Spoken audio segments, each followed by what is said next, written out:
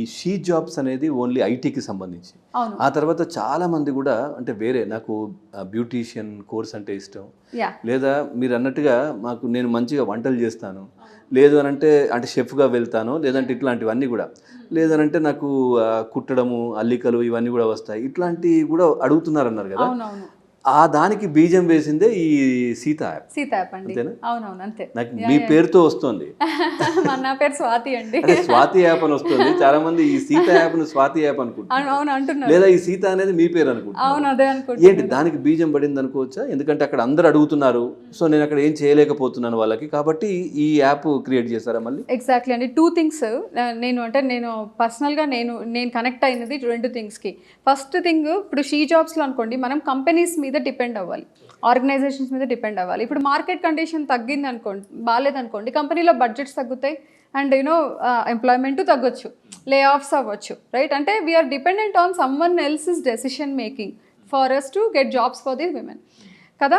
Second thing, why women have to focus only on technology? నీకు tutoring అవ్వచ్చు, tailoring అవ్వచ్చు, everything has a skill కదా. Everything, చాలా మందికి ఒక స్కిల్ ఉంటుంది, ప్యాషన్ ఉంటుంది, ప్రోడక్ట్ ఉంటుంది కదా.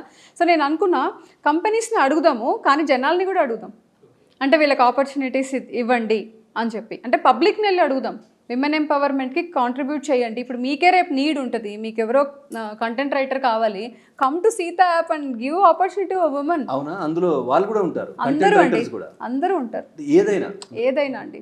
అంటే ఎనీథింగ్, అంటే గిగ్ ఆపర్చునిటీస్ అంటారు. గిగ్ అంటే ఒక చిన్న, అంటే if you go there, you finish the work and you come back, or you do it online ఒక 1 hour 2 hours and finish it off, అంతే. అంటే you are not being hired, which means మీరు మీ టైంలో మీకు తగ్గట్టుగా మీ మనీ, అంటే మీరు కోట్ చేసిన అమౌంట్లో మీరు పనిచేస్తున్నారు, అంటే మీకు ఫ్రీడమ్ ఉన్నట్టే. అదొకటి నాకు అనిపించింది మీరు చెప్తుంటే. అంటే ఇప్పుడు దాంట్లో అంటే ట్యూషన్స్ చెప్పడం ఇట్లాంటివితో పాటు కూడా ఇప్పుడు కొండపల్లి బొమ్మలు ఉన్నాయి, సో వాళ్ళందరూ ఎక్కడ సేల్ చేయారో తెలియదు. కొన్ని గవర్నమెంట్ ఇప్పుడు పోర్టల్స్ తీసుకొస్తుంది, కానీ వాళ్ళకి నచ్చిన రేటుకి అమ్ముకోలేరు వాళ్ళు. సో ఎంతో అంతకి అక్కడ వచ్చిన వాళ్ళు ఏదో తీసుకోవడం, దాన్ని తెచ్చి ఎక్కువ డబ్బులకు బయట అమ్మేయడం, ఇట్లాంటివి జరుగుతుంటాయి. సో వాళ్ళు మీ దాంట్లో సేల్ చేసుకోవచ్చా?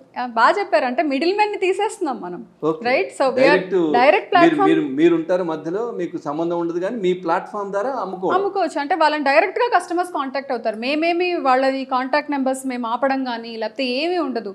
We are providing a direct connection between the customer to the person, to women who wants to buy. Sale చేసేది అంటే సర్వీసెస్ ప్రొవైడ్ చేయడానికి, ప్రోడక్ట్స్ పెట్టడానికి విమెన్ అని అనుకుంటున్నాం అండి. ఇప్పుడు మీరు కూడా పెట్టండి, కానీ డబ్బులు మాత్రం మీ ఇంట్లో ఆడవాళ్ళ అకౌంట్లో వేస్తాం.